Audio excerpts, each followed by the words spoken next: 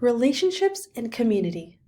Research shows that supportive relationships and a strong sense of community contribute to healthier and longer lives. This is because positive connectedness with others increases our sense of well-being and buffers or lessens problems or stressful situations that are harmful to our health. We are happier, healthier, and untroubled when we have other people in our lives we can relate to and share our interests, values, concerns, and ideas with. Even the presence of one close friend may be enough to diminish health risks of certain behaviors like a driven type A personality or someone who is always rushed, stressed, and anxious. I think we all know that relationships and community are important because they can bring us joy in our lives. But today, we are going to be talking about how supportive relationships and a strong sense of community both contribute to healthier and longer lives. What does it look like to be in relationships and community? Our initial thought is always family and close personal friends, but relationships and community can also look like being a part of groups that make up our identity, so hobbies, religion, and community groups. How do we know relationships and community are important? There have been many studies on this particular topic that discuss the importance of relationships and community and their effects on physical and mental health. There are 3 specific studies that we are going to go over. The Harvard Study on Adult Development, also known as Grant and Glueck Study, the Northwestern Study on Superagers, and lastly, we will discuss a collection of studies all focused on loneliness. What was this study about? It followed a group of over 400 men for nearly 80 years. This is one of the longest longitudinal studies that exists. The study eventually went on to include their offspring and wives, so in total there are now over 1,300 participants. The men originally included in the study were from all walks of life and were from all over the Boston area. One of those men included JFK. The researchers went in hoping to learn the key to living a long and happy life.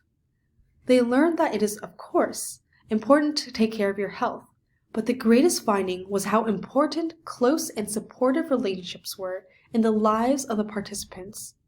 In this study, they found that close and supportive relationships keep people happier, delay mental and physical decline, and is often a better predictor of long and happy lives, more so than social class, IQ, or genes. This is a quote from Robert Waldinger, a director of the study at Harvard. He gives a great TED Talk on this study if any of you are interested in learning more about it.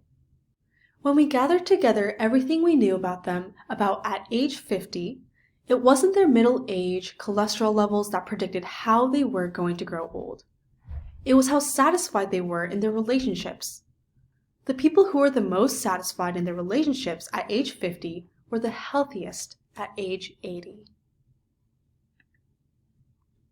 Northwestern conducted a study on a group called Superagers. A superager is a person over the age of 80 who have the memory performance at least as good or better than individuals in their 50s and 60s. This study followed 31 superagers and 19 cognitively average for age, same age peers. Because age-related cognitive decline is considered to be a normal consequence of aging, the researchers wanted to see if there was a commonality in the superagers group that affected their cognitive and memory performance. This study found that when looking at the brain, superagers have less brain volume loss compared to their same age peers. The main finding of this study that the superagers endorsed greater levels of positive social relationships than their cognitively average for age, same age peers. There have been many studies on loneliness, and the National Institute of Aging looked at a collection to assess the possible effects for loneliness.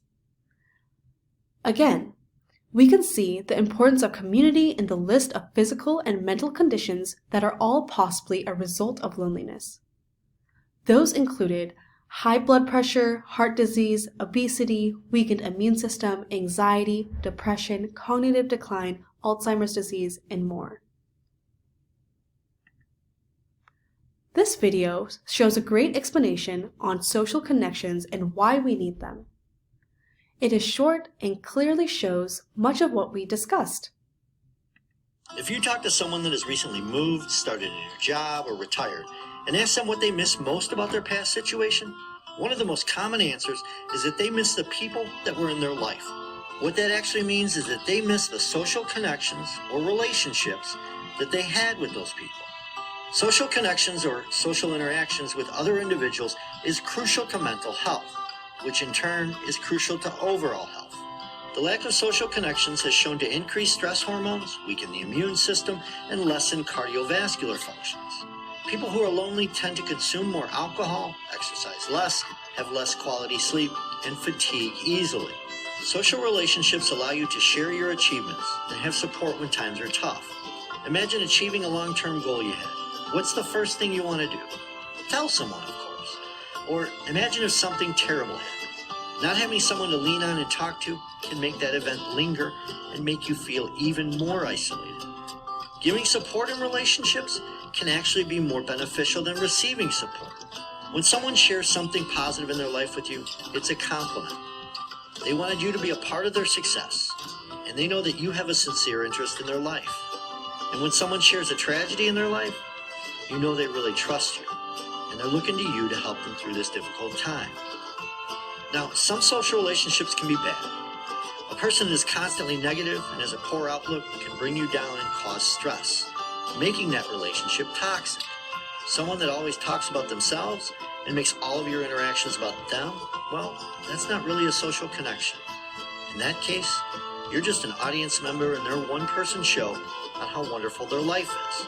Poor marital or poor relationship quality can also weaken the immune system and erode physical health. Dealing with stress from a poor relationship can lead to over-consuming food or alcohol, smoking, or taking medications to deal with the stress, which in turn can damage systems in the body. Connections through social media can be beneficial by allowing you to stay in touch with friends and family. However, social media connections are not a good alternative for face-to-face, in-person contact. And too much time spent on social media can lead to more isolation and a greater feeling of loneliness. It's a good practice to use social media in moderation. To be healthy, we need people in our lives. It doesn't need to be 5,000 Facebook friends, and we don't have to have everyone like us. Having strong social relationships with just a few people is fine. A few people that we can share life's good and bad moments with, a few people that we can connect with on a regular basis with no stress and no judgments. A few people who accept us for who we are. Surround yourself with good people, folks. Good people. Now that we were able to talk a little about the reason it is important to have relationships and community, we will now go over what this program will include. It is so important to remember that we are wired for connection, and now we've seen how important it is for our physical and mental health. It's so easy to get stuck in daily routine or a rut that never changes. Here are some ideas for getting out of that rut and making new social connections. Notice someone who you see on a regular basis but have never talked to. Start a conversation with them and see where it leads. A neighborhood map can be a one-page reminder of the people who live closest to you.